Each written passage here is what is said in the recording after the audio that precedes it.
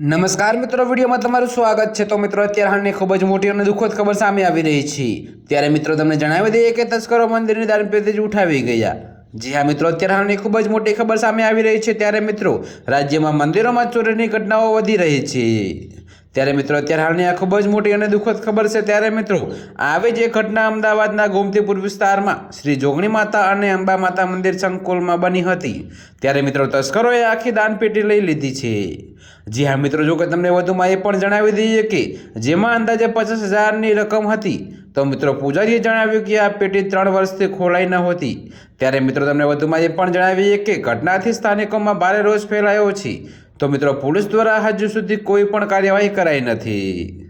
જી હા મિત્રો, તો અત્યારે હાલ માટે આટલું જ। મળીશું નવી અપડેટ સાથે। અને જો તમને અમારા વિડીયો પસંદ આવતા હોય તો વિડીયોને લાઇક, કોમેન્ટ, શેર અને અમારી ચેનલને સબસ્ક્રાઈબ કરવાનું ભૂલતા નહીં મિત્રો।